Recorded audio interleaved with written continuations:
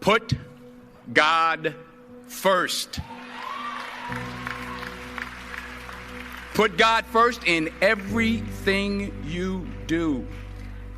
Everything that you think you see in me, everything that I've accomplished, everything that you think I have, and I have a few things, everything that I have is by the grace of God. Understand that. It's a gift. 40 years ago, March 27th, 1975, it was 40 years ago, just this past March, I was flunking out of college. I had a 1.7 grade point average. I hope none of you can relate. I had a 1.7 grade point average. I was sitting in my mother's beauty shop. They still call it beauty shops now? What they call it now? Yeah, I was sitting in the beauty parlor. I was sitting in my mother's beauty parlor, and I'm looking in the mirror, and I see behind me this woman under the dryer. And every time she looked up, every time I looked up, she was looking at me, just looking me in the eye. And I didn't know who she was, and I said, she said, somebody give me a pen, give me a pencil. I have a prophecy. March 27, 1975. She said, boy, you are going to travel the world and speak to millions of people. Now, mind you, I flunked out of college. I'm thinking about joining the army. I didn't know what I was going to do, and she's telling me I'm going to travel the world and speak to millions of people. Well, I have traveled the world, and I have spoke to millions of people. But that's not the most important thing, the success that I had. The most important thing is that what she taught me and what she told me that day has stayed with me since. I've been protected. I've been directed. I've been corrected. I've kept God in my life, and it's kept me humble. I didn't always stick with him, but he always stuck with me. So stick with him in everything you do. If you think you want to do what you think I've done, then do what I've done and stick with God. Number 2, fail big. That's right. Fail big. Today is the beginning of the rest of your life, and it can be very frightening. It's a new world out there. It's a mean world out there, and you only live once. So do what you feel passionate about. Take chances professionally. Don't be afraid to fail. There's an old IQ test, was 9 dots, and you had to draw 5 lines with a pencil within these 9 dots without lifting the pencil. The only way to do it was to go outside the box. So don't be afraid to go outside the box. Don't be afraid to think outside the box. Don't be afraid to fail big, to dream big. But remember, dreams without goals are just dreams, and they ultimately fuel disappointment. So have dreams, but have goals. Life goals, yearly goals, monthly goals, daily goals. I try to give myself a goal every day. Sometimes it's just to not curse somebody out. Simple goals, but have goals. And understand that to achieve these goals, you must apply discipline and consistency. In order to achieve your goals, you must apply discipline, which you have already done, and consistency every day, not just on Tuesday and miss a few days. You have to work at it every day. You have to plan every day. You've heard the saying, we don't plan to fail, we fail to plan. Hard work works. Working really hard is what successful people do. And in this text, tweet, twerk world that you've grown up in, remember, just because you're doing a lot more doesn't mean you're getting a lot more done. Remember that. Just because you're doing a lot more doesn't mean you're getting a lot more done. Don't confuse movement with progress. My mother told me, she said, yeah, because you can run in place all the time and never get anywhere. So continue to strive, continue to have goals, continue to progress. Number 3, you'll never see a U-Haul behind a hearse. I'll say it again. You'll never see a U-Haul behind a hearse. I don't care how much money you make, you can't take it with you. The Egyptians tried it. They got robbed. That's all they got. You can't take it with you. And it's not how much you have. It's what you do with what you have. We all have different talents. Some of you will be doctors, some lawyers, some scientists, some educators, some nurses, some teachers. Yeah, okay. Some preachers. The most selfish thing you can do in this world is help someone else. Why is it selfish? Because the gratification, the goodness that comes to you, the good feeling that I get from helping others, nothing's better than that.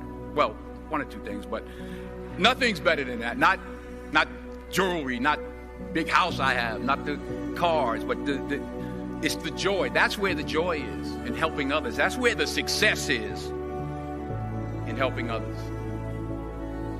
Finally, I pray that you put your slippers way under the bed tonight, so that when you wake up in the morning, you have to get on your knees to reach them. And while you're down there, say thank you for grace. Thank you for mercy. Thank you for understanding. Thank you for wisdom. Thank you for parents. Thank you for love. Thank you for kindness. Thank you for humility. Thank you for peace. Thank you for prosperity. Say thank you in advance for what's already yours. It's how I live my life. That's why I am, one of the reasons why I am today. Say thank you in advance for what is already yours. True desire in the heart for anything good is God's proof to you, sent beforehand to indicate that it's yours already. I'll say it again. True desire in the heart, that itch that you have, whatever it is you want to do, that thing that you want to do to help others and to grow and to make money, that desire, that itch, that's God's proof to you, sent beforehand already to indicate that it's yours. And anything you want good, you can have. So claim it. Work hard to get it. When you get it, reach back. Pull someone else up. Each one, teach one. Don't just aspire to make a living. Aspire to make a difference. Every failed experiment is one step closer to success. You've got to take risks, and I'm sure you've probably heard that before, but I want to talk to you about why that's so important. I got 3 reasons, and then you can pick up your iPhones. First, you will fail at some point in your life. Accept it. You will lose. You will embarrass yourself. You will suck at something. There's no doubt about it. And I know that's probably not a traditional message for a graduation ceremony, but hey, I'm telling you, embrace it, because it's inevitable. And I should know. In the acting business, you fail all the time. Early on in my career, I auditioned for a part in a Broadway musical. Perfect role for me, I thought, except for the fact that I can't sing. So I'm in the wings, I'm about to go on stage, but the guy in front of me, he's singing like Pavarotti. He's just, and he's just going on and on and on. And I'm just shrinking. I'm getting smaller and smaller. So they say, oh, thank you very much, and you'll be hearing from us. So I come out with my little sheet music, and it was Just My Imagination by The Temptations. That's what I came up with. So I hand it to the accompanist, and she looks at it and looks at me and looks out at the director and was like, all right. So I start, I'm going to sing. I'm like, it's just my imagination once again, and they're coming away with me. And they're not saying anything, so I'm thinking I'm getting better. So I just start getting into it. It was just my imagination. Running. They say, oh, yeah, thank you. Thank you very much, Mr. Washington. Thank you. So I assumed I didn't get the job. But the next part of the audition, he called me back. The next part of the audition is the acting part of the audition. So I'm like, hey, okay, maybe I can't sing, but I know I can act. So they pair me with this guy, and again, I didn't know about musical theater. And musical theater is big, so they can reach everyone all the way in the back of the stadium. And I'm more from a realistic, naturalistic kind of acting where you actually talk to the person next to you.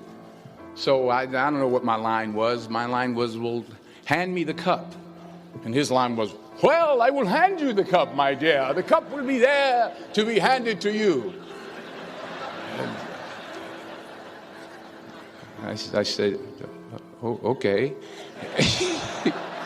Well, should I give you the cup back? Oh, yes, you should give it back to me because that is my cup and it should be given back to me. I didn't get the job. But here's the thing. I didn't quit. I didn't fall back. I walked out of there to prepare for the next audition, and the next audition, and the next audition. I prayed. I prayed. And I prayed. But I continued to fail and fail and fail. But it didn't matter because you know what? There's an old saying, you hang around the barbershop long enough, sooner or later you're going to get a haircut. So you will catch a break, and I did catch a break. Last year, I did a play called Fences on Broadway. Someone talked about it. Won the Tony Award. And I didn't have to sing, by the way. But here's the kicker. It was at the Court Theater. It was at the same theater that I failed that first audition 30 years prior. The point is, and I'll pick up the pace, the point is every graduate here today has the training and the talent to succeed. But do you have the guts to fail? Here's my second point about failure. If you don't fail, you're not even trying. I'll say it again. If you don't fail, you're not even trying. My wife told me this great expression. To get something you never had, you have to do something you never did. Les Brown's a motivational speaker. He made an analogy about this. He says, imagine you're on your deathbed, and standing around your deathbed are the ghosts representing your unfulfilled potential. The ghost of the ideas you never acted on. The ghost of the talents you didn't use. And they're standing around your bed, angry, disappointed, and upset. They say, we came to you because you could have brought us to life, they say. And now we have to go to the grave together. So I ask you today, how many ghosts are going to be around your bed when your time comes?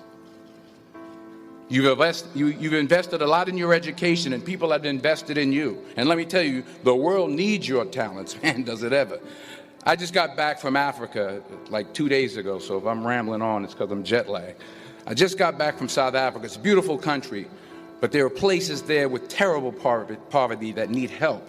And Africa is just the tip of the iceberg. The Middle East needs your help. Japan needs your help. Alabama needs your help. Tennessee needs your help. Louisiana needs your help. Philadelphia needs your help. The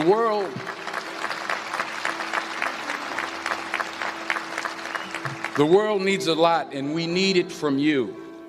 We really do. We need it from you young people. I mean, I'm not speaking for the rest of us up here, but I know I'm getting a little grayer. We need it from you, the young people, because remember this. So you got to get out there. You got to give it everything you got, whether it's your time, your talent, your prayers, or your treasures. Because remember this. You will never see a U-Haul behind a hearse.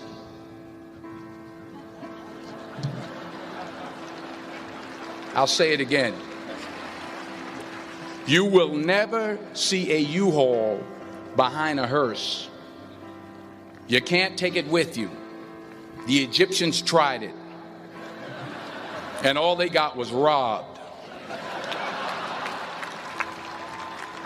So the question is, what are you going to do with what you have? I'm not talking about how much you have. Some of you are business majors. Some of you are theologians, nurses, sociologists. Some of you have money. Some of you have patience. Some of you have kindness. Some of you have love. Some of you have the gift of long suffering. Whatever it is, whatever your gift is, what are you going to do with what you have? All right, now here's my last point about failure. Sometimes it's the best way to figure out where you're going. Your life will never be a straight path. I began at Fordham University as a pre-med student. I took a course called cardiac morphogenesis. I still can't say it. Cardiac morphogenesis. I couldn't read it. I couldn't say it. I sure couldn't pass it. So then I decided to go into pre-law, then journalism. And with no academic focus, my grades took off in their own direction. Yeah, down. I was a 1.8 GPA one semester, and the university very politely suggested that it might be better to take some time off. I was 20 years old. I was at my lowest point. And then one day, and I remember the exact day, March 27th, 1975, I was helping my mother in her beauty shop. My mother owned a beauty shop up in Mount Vernon. And there was this older woman who was considered one of the elders in the town. And I didn't know her personally, but I was looking in the mirror, and every time I looked at the mirror, I could see her behind me, and she was staring at me. She just kept looking at me. Every time I looked at her, she kept giving me these strange looks. So she finally took the dryer off her head and she said something I'll never forget. First of all, she said, "Somebody give me a piece of paper. Give me a piece of paper." She said, "Young boy, I have a prophecy, a spiritual prophecy." She said, "You are going to travel the world and speak to millions of people." Now, mind you, I'm 20 years old. I'm flunked out of school. In fact, like a wise ass, I'm thinking to myself, maybe she's got something in that crystal ball about me getting back into school next fall.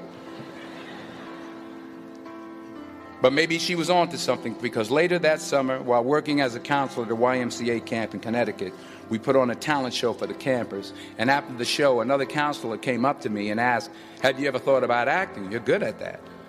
So when I got back to Fordham that fall, I got in and I changed my major once again for the last time. And in the years that followed, just as that woman prophesied, I have traveled the world and I have spoken to millions of people through my movies.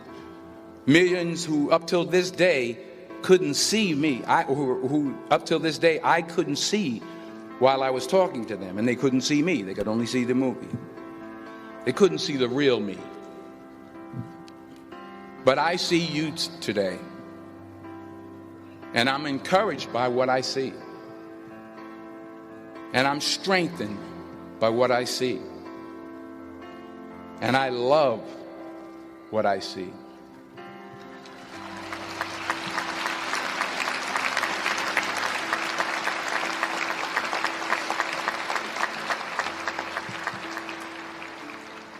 One more page, and I'll shut up. Let me conclude with this one final point, and actually the president kind of brought it up. It has to do with the movie Philadelphia. She stole my material. Many years ago, I did this movie called Philadelphia. We filmed some of the scenes right here on campus.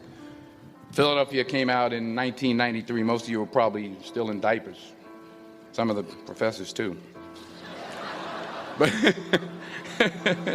that cracked me up. But it was a good movie. Rent it on Netflix. It's a good movie. Rent it. I get 23 cents every time you rent it, please. Rent it. True. Parents up there, rent it. Netflix, please. Tell your friends too. It's about a man played by Tom Hanks who's fired from his law firm because he has AIDS. He wants to sue the firm, but no one's willing to represent him until a homophobic ambulance chaser lawyer, played by yours truly, takes on the case. In a way, if you watch the movie, you'll see everything I'm talking about today. You'll see what I mean about taking risk or being willing to fail. Because taking risk is not just about going for a job.